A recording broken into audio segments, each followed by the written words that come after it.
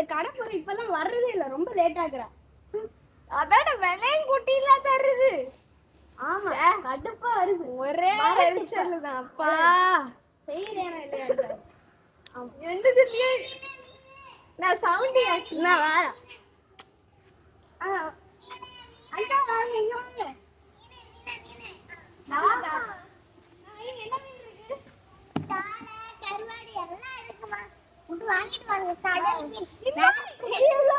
இது எவ்வளோ? இது எவ்வளோ? இது 500 ரூபாய். 1 கிலோ 500 ரூபாய். 1 கிலோ 500 ரூபாயா? அம்மா ஏமாத்தியே போட்றோம். அதான் 10 ரூபாய்க்கு தாங்க, நான் வாங்கிட்டு போறேன். ஆமா 10 ரூபாய்க்கு இந்த சின்ன மீன். என்ன ஏமாத்துறீங்க? இந்த மீன் யாரால இது இருக்குல்ல 500 ரூபாய். எங்களுக்கு 50 ரூபாய்க்கு நான் அதை தாரேன். 50 ரூபாய்க்கு இவ்வளவு பெருசா தாரேன். 10 இல்லையா? 20 நான் போறேன். போங்க, அந்தால போங்க. நான் வேற நாளைக்கு விக்க தெரியாதா? ஏதாவது ஒரு திட்டம் போடணும். ஆமா இத எனக்கு ஒரு திட்டம் இருக்குது, கேளு. சொல்லு பாத்துக்க. நம்ம என்ன தெரியுமா செய்ய போறோம்? நான் வந்து ஏதாவது நல்ல கவலையா ஏதாவது போய் பேசு, எமோஷனலா பிளாக் பண்ணிடு. நீ ஆங்கிலத்துல சொல்ல, என்னத்தையும் நமக்கு என்ன தெரியும். அங்க போய் நீ சொல்லிட்டு நில்லு, நான் அப்படியே 2 மீன் நைஸா அவ கதை கேப்பா. நல்லா தெரியும். நான் 500 ரூபாய்க்கு நைஸா ஆட்டைய போட்டுட்டு போறேன். அப்புறம் காக்கா கொட்டிட்டு சரியா? இன்னொரு நல்ல பிளான் போடுறவங்க இருக்க மாட்டான். அடப்புறம் அங்கதான் இருக்கான்.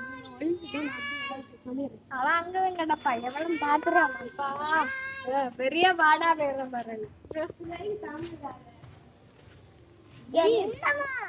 எனக்கு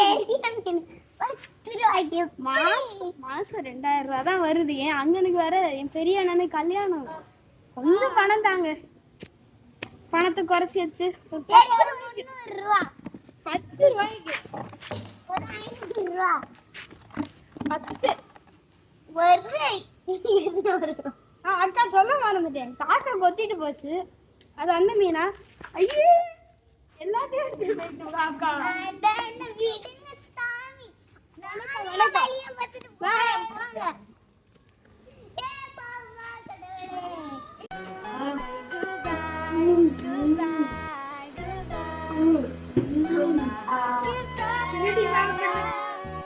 திருடி சாப்பிடுற சாப்பாடு எவ்வளவு